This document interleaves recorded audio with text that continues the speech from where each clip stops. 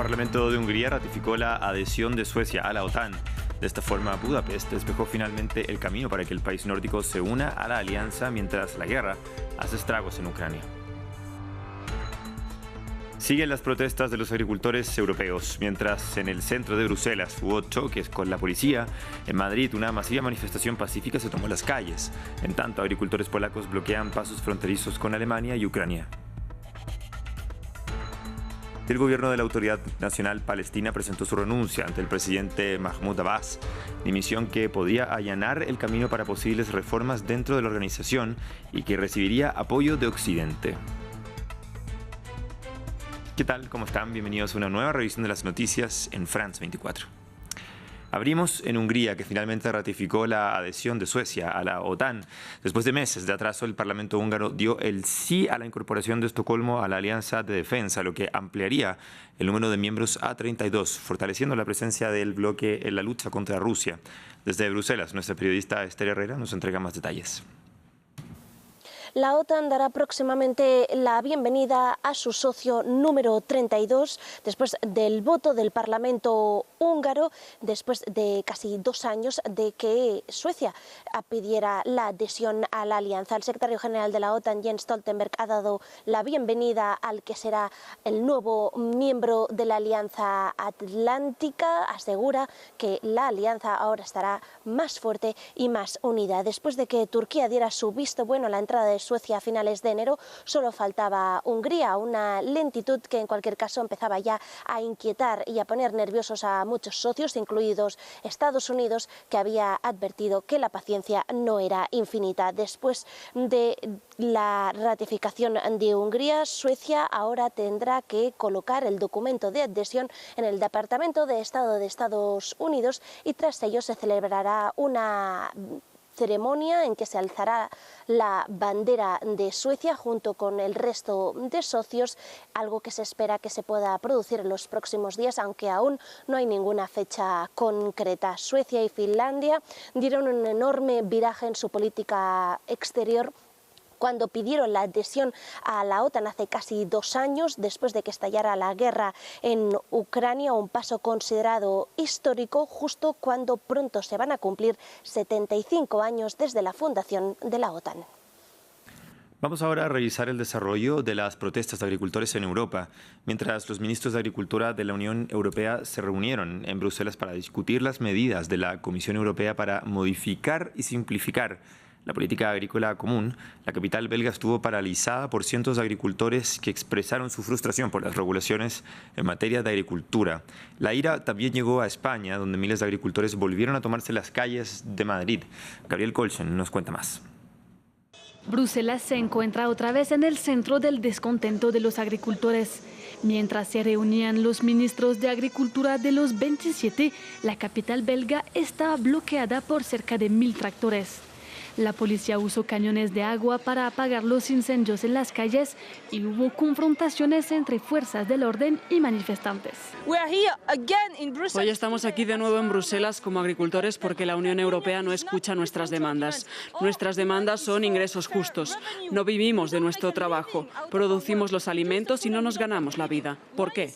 Por los acuerdos de libre comercio, por la desregulación, porque los precios están por debajo de los costos de producción. Los agricultores rechazan lo que dicen es una competencia desleal con los productos que provienen de fuera de la UE, las reglas medioambientales y las normas burocráticas. También piden el fin de las negociaciones con el Mercosur. En España, las calles de la capital se llenaron de miles de agricultores. Los manifestantes, llamados a reunirse por 3 de los principales sindicatos, acudieron desde varias ciudades del país. Sostuvieron pancartas con mensajes como «Nuestro fin será vuestra hambre» o «Necesitamos seguros agrarios que cubran los costos de producción». A mí un kilo de tomate me cuesta 60 céntimos criarle. Cuando le traen de Marruecos por 10 céntimos, un tío de Marruecos cobra 3 euros y aquí me cuesta un tío 80 euros un día. ¿Me entiendes? Entonces, ¿cómo vamos a luchar contra eso? Es inviable. Claro, luego el consumidor va a comprar, tú pides un kilo de tomate, 1,50, no, tomate de Marruecos a 99, que lo puedes ver aquí en cualquier frutería de Madrid. Los agricultores españoles protestan desde hace un mes y aún no han recibido una respuesta satisfactoria por parte de su gobierno o de la Unión Europea. Continuamos este recorrido por las protestas de los agricultores europeos en Polonia. Ahí los manifestantes que protestan contra la normativa de la Unión Europea y las importaciones de alimentos baratos procedentes de Ucrania bloquearon un paso fronterizo entre Polonia y Alemania. Los agricultores polacos tienen prevista una masiva convocatoria para este martes en Varsovia, donde solidarizarán con las exigencias de los trabajadores del agro del resto del viejo continente. Y regresamos a Francia, donde la justicia se ha propuesto perseguir el crimen de la infravivienda, es decir, aquellos que lucran de arrendar viviendas no habitables a personas vulnerables. Un problema grave en Marsella, la segunda ciudad más grande de Francia. Alba Santana nos amplía. En Marsella, los conocidos como propietarios de barrios marginales que se lucran de arrendar viviendas no habitables duermen con un poco menos de tranquilidad, debido a un plan de acción de la justicia francesa, con más procesamientos, condenas y recursos para perseguir este crimen. La lucha contra la vivienda indigna y peligrosa es claramente una prioridad en la lucha contra el crimen desde hace varios años. La idea es crear una sinergia entre todos los involucrados para poder llevar los casos más graves a los tribunales con sanciones importantes. Se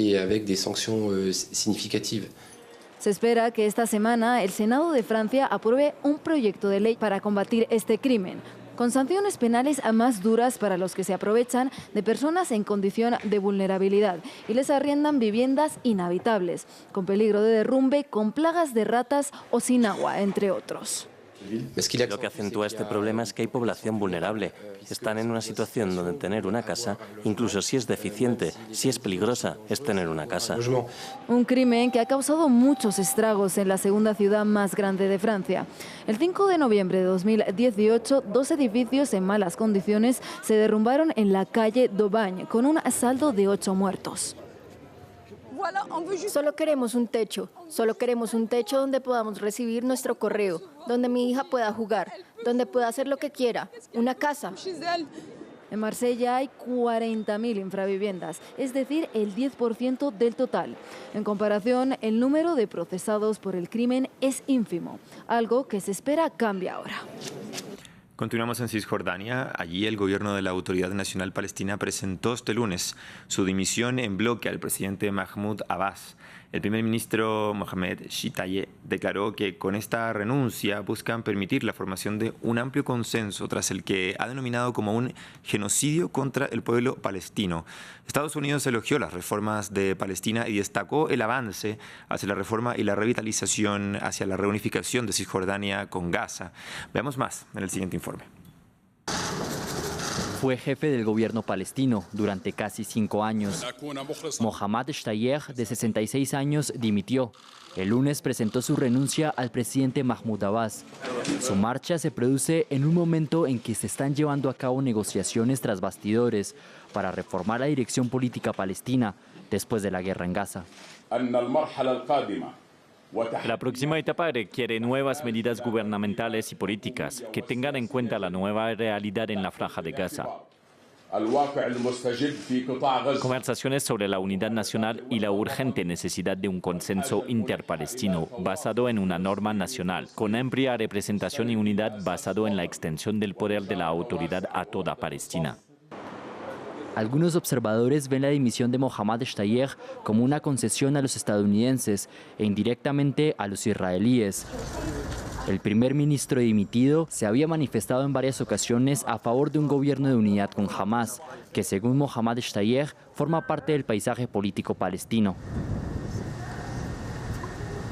Desde 2007, Hamas está en el poder en la Franja de Gaza, mientras que la Cisjordania ocupada está en manos del Fatah. Dos entidades rivales que se reunirán en Moscú en un momento en que los países de la región y las cancillerías occidentales piden una autoridad palestina reformada. En los últimos meses, voces palestinas han pedido la dimisión del presidente Mahmoud Abbas, acusado de impotencia ante la ofensiva israelí en la Franja de Gaza. Por su parte, Jordania realizó la mayor operación de entrega humanitaria a Gaza desde lo que va de la guerra entre Israel y Hamas. Este lunes, el ejército jordano lanzó en múltiples paracaídas ayuda alimentaria y suministros médicos sobre Gaza, distribuidas sobre 11 sitios a lo largo de la costa del enclave. En la operación se desplegaron 4 aviones C-130, incluido uno perteneciente a la Fuerza Aérea Francesa, dijo el portavoz del ejército Mustafa Hiyari. Y entre tanto, en otro frente del conflicto sigue el cruce de ataques entre Israel y Hezbollah. A primeras horas del lunes, el ejército israelí llevó a cabo un ataque en el este del Líbano, acabando con la vida de 2 líderes de la milicia islamista. El bombardeo ocurrió en la llanura de Baqá y se trata de la primera vez que el ejército israelí bombardea el este del país desde el inicio de la guerra del 7 de octubre. No obstante, horas después, Hezbollah respondió con el lanzamiento de cerca de 60 cohetes contra un cuartel militar israelí. El enemigo cree que puede recuperar su posición ampliando sus ataques, como los dirigidos contra Baalbek y algunas otras áreas, porque cree que está compensando lo que le sucedió esta mañana a manos de los héroes de la resistencia que derribaron el orgullo de sus drones con misiles. La resistencia encontrará una respuesta adecuada a esta expansión de los ataques. Es un compromiso y una promesa. Bien, y continuando con la guerra, en Israel cientos de personas se manifestaron en contra de los beneficios de comunidades judías ultraortodoxas que los exime de prestar el servicio militar obligatorio. La Corte Suprema empezó a escuchar argumentos sobre este tema que podría tener consecuencias políticas, ya que los partidos ultraortodoxos son un socio clave de la coalición del gobierno del primer ministro Benjamin Netanyahu. El informe es de Manuel Salgado. Cientos de personas cortaron la calle frente a la Corte Suprema en Jerusalén para exigir igualdad de condiciones en el reclutamiento del ejército. El máximo tribunal de justicia inició este lunes las audiencias para escuchar las peticiones en contra de una resolución que permite a hombres ultraortodoxos evitar el servicio militar obligatorio para que se dediquen a estudios religiosos. No habrá más discriminación entre sangre y sangre. Lo que no fue es lo que será. El Estado de Israel no puede seguir cargando sobre sus espaldas a todo un sector de 63.000 soldados potenciales que no se alistan. La guerra en la Franja de Gaza ha puesto presión sobre la cuestión del servicio militar en Israel, que es obligatorio tanto para hombres como para mujeres. Creemos que todo ciudadano tiene el deber de servir en el ejército, especialmente en aquellos días en que nos enfrentamos a una guerra en Israel. Lo que pedimos es igualdad en la carga del servicio militar.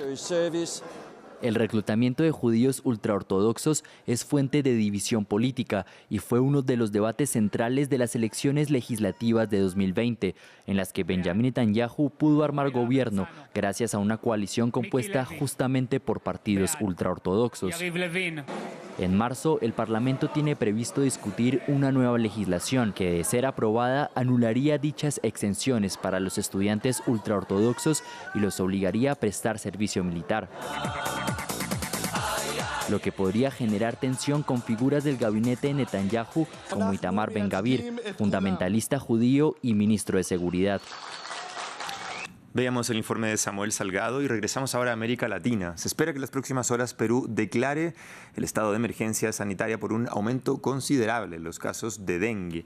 En lo que va del año ya son 28 las personas que han muerto a causa de este virus y de acuerdo con cifras del Ministerio de Salud, los casos totales ya suman 24.981 en todo el país.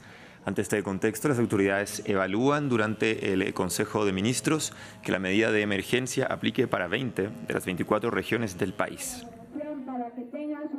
El presidente de México, Andrés Manuel López Obrador, defendió su decisión de filtrar el número de teléfono de Natalie Kitroff, periodista del New York Times.